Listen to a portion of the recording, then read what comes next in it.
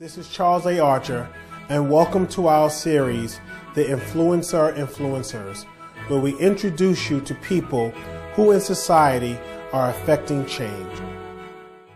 Hi, everybody. I'm Charles Archer. We're here talking with Brooklyn Borough President Eric Adams. Welcome. Thank you. Thank you, Charles. Thank you for doing this with us. I guess I'll jump right into it. This is Black History Month. And as the first African-American borough president for Brooklyn, which really, means a lot to me and a lot of other people, how has that experience been for you? It's been great, when people have been denied access to power. As soon as the door opened, there's a tidal wave of requests. And sometimes we must understand that life is like a funnel. Everything's not going to flow through when we want it to, but if it flowed through at a consistent rate and a very organized rate, we'll all get through to the other side. And so a lot of our folks, I thought this is something that Obama saw when he became president. Folks are saying, why am I not in the mansion that I always wanted to live in, and why I'm not having the six-figure job that I always wanted. That's just not how things operate. And the first year, I just took time really doing an analysis, figuring out how do we build a strong foundation and a strong team that is going to move the ball forward for so many.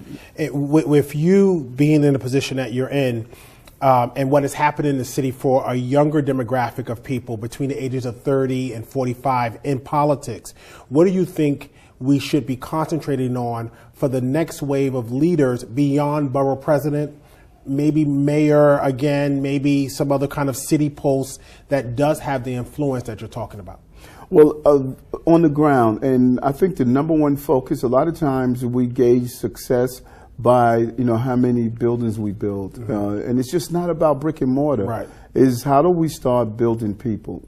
How do we give people the tools they need to apply their purpose and to reach the goals that they would like to see in themselves? And people have been living vicariously through the success of others and identifying that as success. And I just really want to empower people. I want to give people the tools. I want to teach them how do you look inward and find your own purpose in life. And that's the fulfillment that people need in Brooklyn. People are really hurting.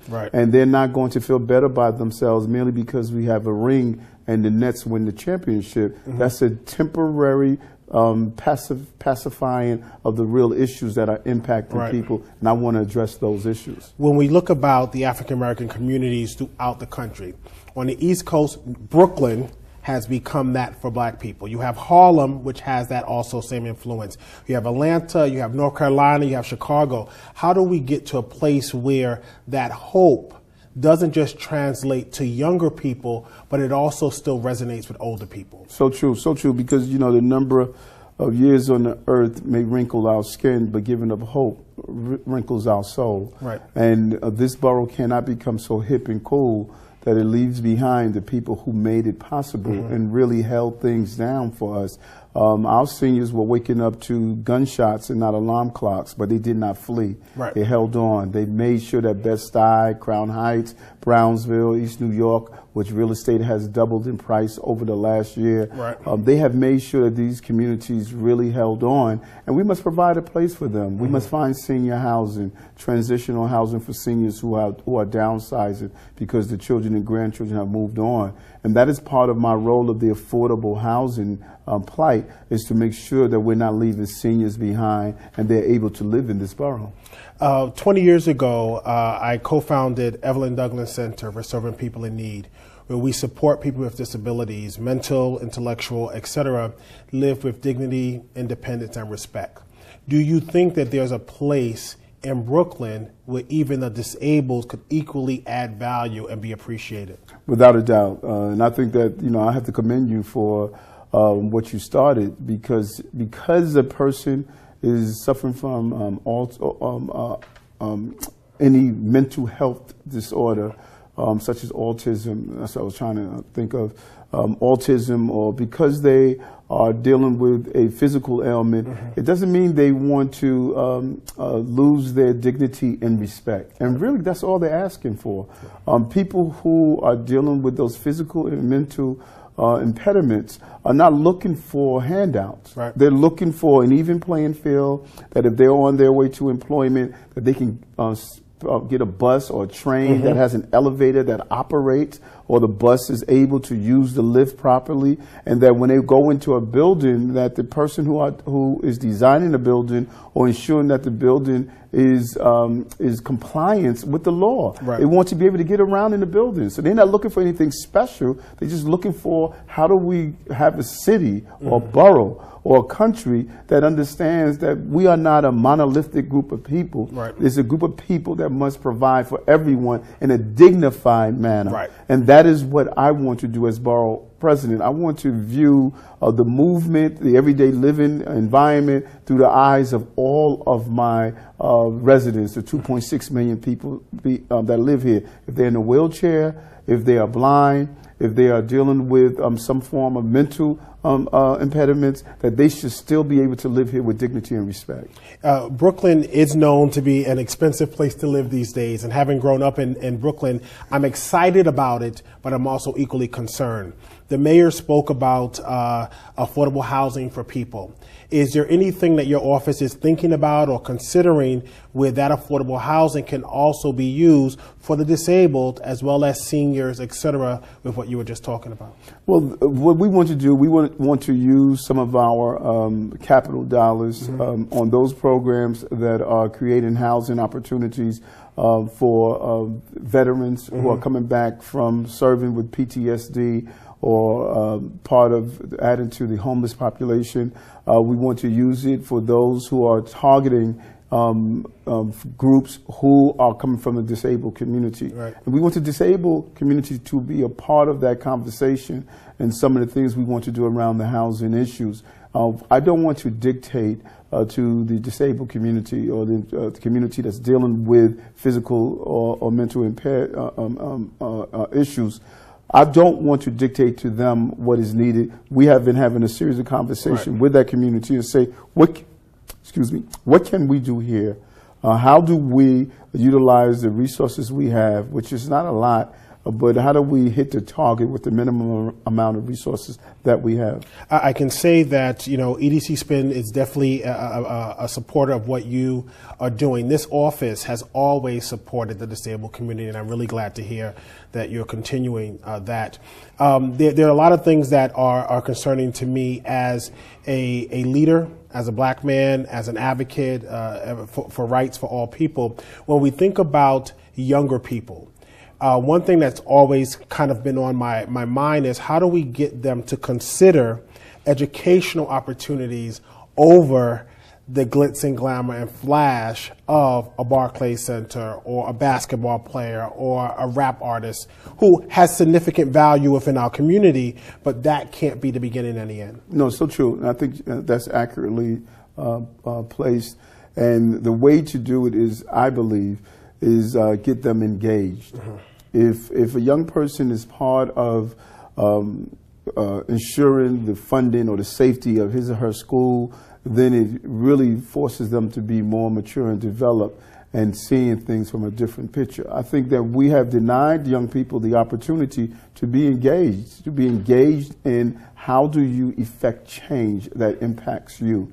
Having them engage in politics, having them engage in anti-violence. I was so proud to see young people take the streets and march for police-related issues. Yeah. These were the grandchildren of the civil rights marches, and now these children were out in the streets. If you're marching for civil rights and proper police practices, then you're not going to be slinging drugs on the corner, or you're not going to be harming someone, because you engage in change. Right. And when you allow young people to be engaged in change, then they see that they must use their constructive and positive energy to do something that's positive. And they move away from some of those material things that are attractive and appealing, and they focus more on a more substantive outreach. And sometimes young people start out when they engage in change. They may start out not knowing and realize that, hey, to better my tools, I want to go back and get that associate's degree.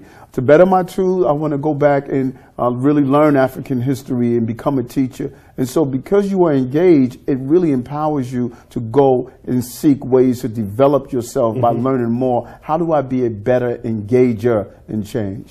And I'm glad you brought it up, as a former prosecutor and you as an officer and a sergeant, lieutenant and captain, with all of the things that your voice has added to that discussion, we have a different perspective and maybe a closer perspective on the good cops and bad cops and inappropriateness and the greatness of that job that is really needed within society. How do we engage in a conversation that is honest? And when I say honest, there are things that we don't want to talk about, but probably would make that discussion easier if we were willing to.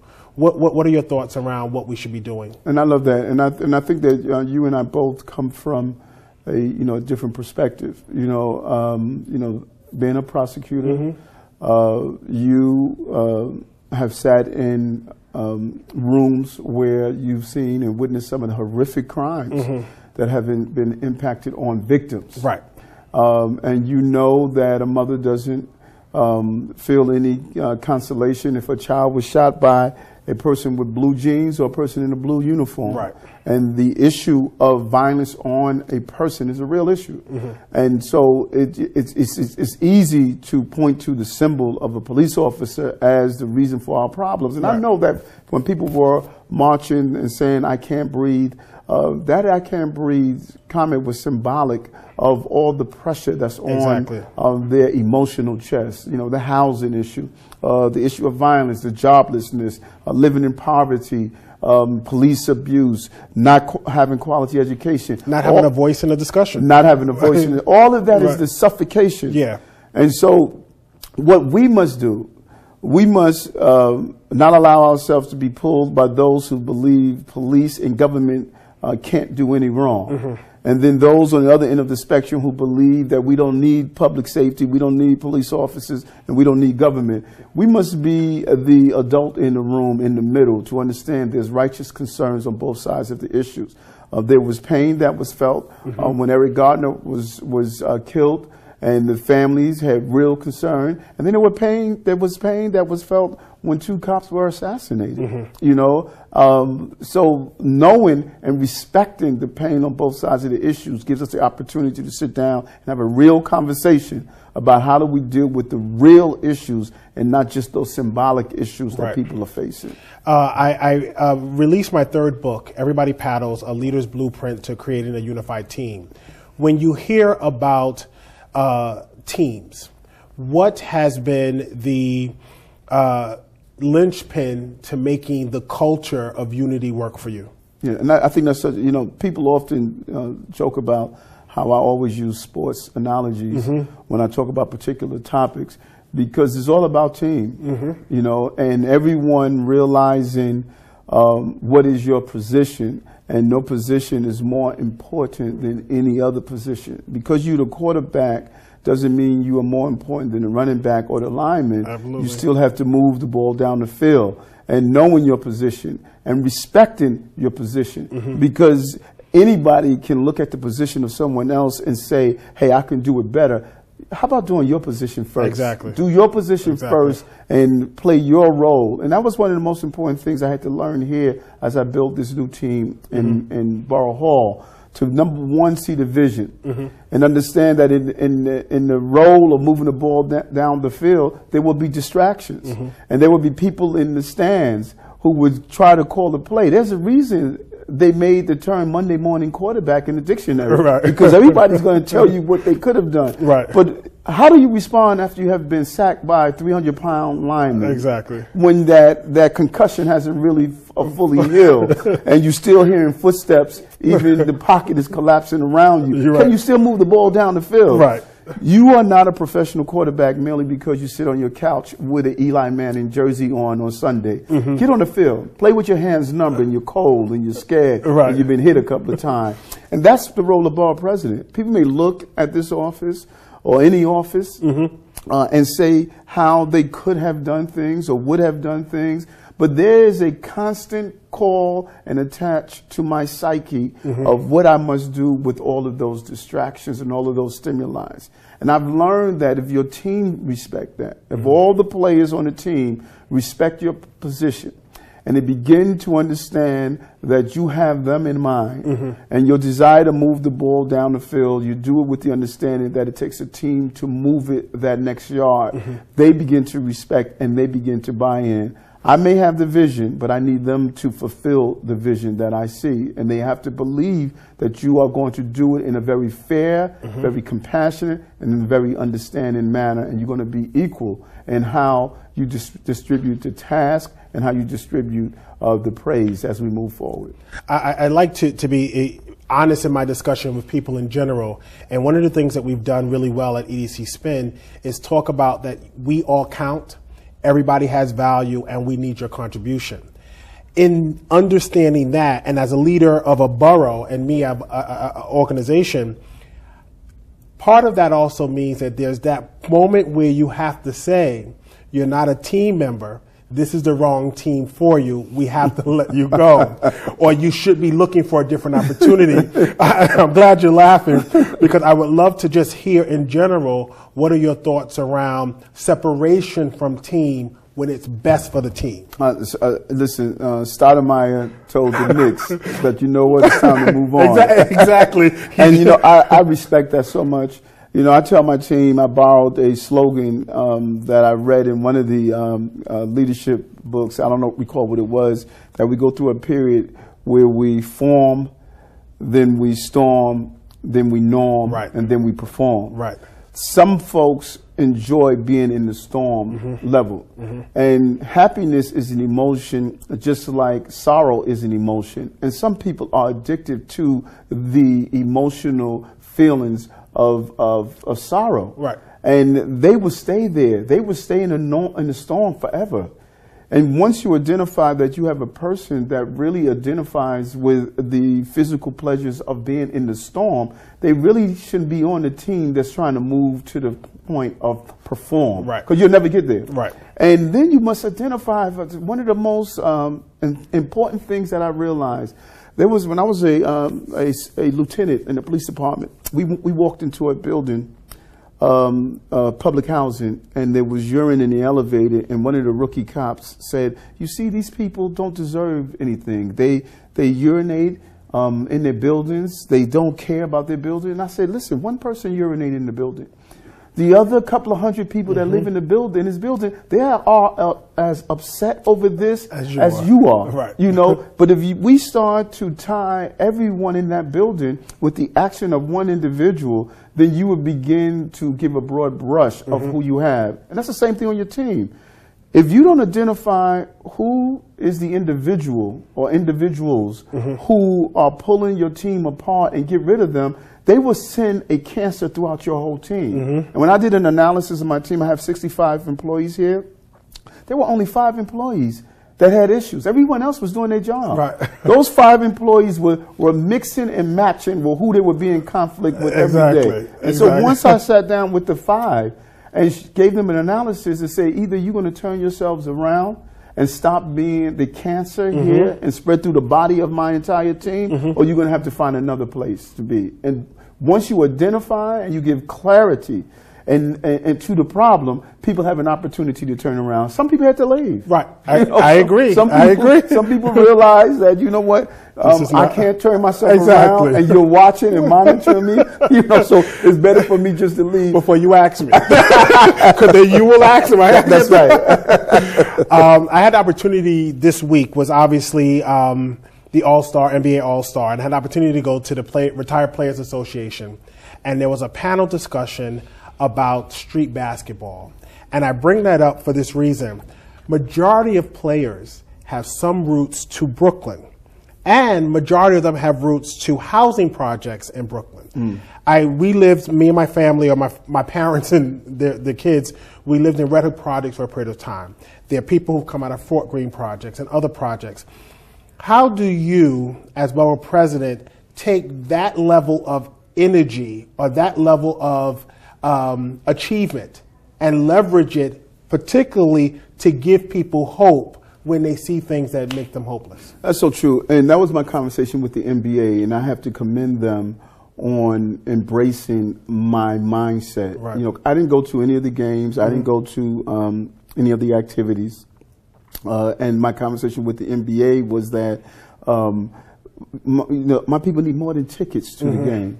They need these players to come back into the community and have a conversation about achieving, about moving forward, what it takes, the discipline. We look at these players on the court playing and don't realize what it takes to be a professional player, the amount of discipline. And that same discipline is what is needed to move through life. Right. These are not easy achievements.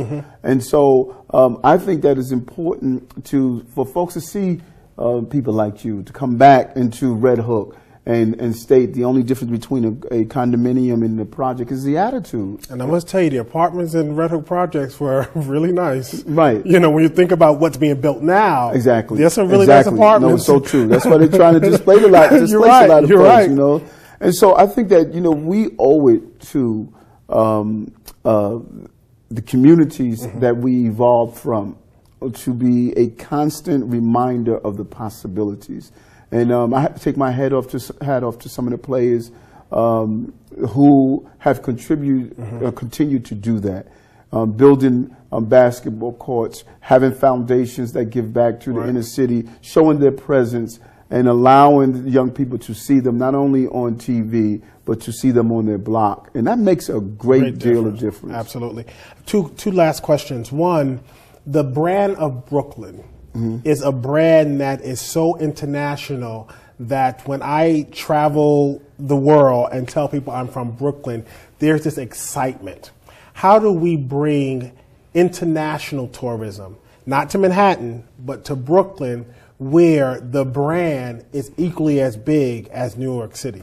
No, so true. And that's what we're doing. In the last year, I have traveled to China and met with the officials in Beijing, Shanghai, Yiwu, and several other cities to talk about how do we build these sister cities. I have met with leaders from Azerbaijan and Baku and Istanbul and Guatemala to talk about just that. We have a series of meetings that we're setting up with other cities and countries across the globe of talking about how do we start utilizing the brand. We want to bring tourism here. New York City received about 53 million tourists. Many of them stayed in Manhattan. We want to attract them to Brooklyn. We're talking to tourist bus companies, allow people to see our neighborhoods. When people come visit here, they eat in our restaurants, they go into our shops, they spend money, they're able to hire people, small businesses who are the backbone of our communities. We're allowing them to grow. And so my focus is utilizing the tourism to come and use this brand. You have had a full career, from the things you did with 100 Blacks in Law Enforcement to your work in the police department, and then your work as a senator. With all that you're doing and your young age, what's possibly next for you? Everybody knows I want to be mayor, you know, and I'm not the type of cat that play these political games of saying I don't, we'll see what the future holds. That is not how I roll. Right. When I came into the police department, I said I wanted to be a captain, and I knew just saying it is not going to make it happen. I was willing to go to school at night and obtain my associate's, my bachelor's, and my master's degree. When I became a captain, I said I wanted to go into politics, and I knew that I was going to run for office. I had to hustle, I had to knock on doors, I had to raise the money, and I was able to become the senator. My second term, I said I wanted to be borough president. Right. And I had to grind for it. So I'm clear that the mere fact you say something is not the end all.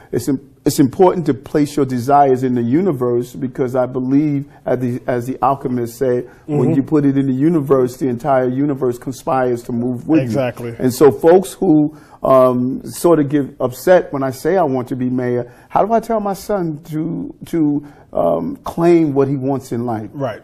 And particularly when we're dealing with a universe where there's so many examples of black men who are low emotional, mental, and professional achievers, we should be proud when we come and say, this is what we want to do. Right. I want my son and my son's friends and peers to look and say, it's all right for me to say what I want to do. Because across town, they're telling their children, claim higher heights. Absolutely. You know? And so there's an expectation. Right. It's even beyond the claim. I expect that you're going to do this. It's Without a whole different mentality. You're so right. One last funny story.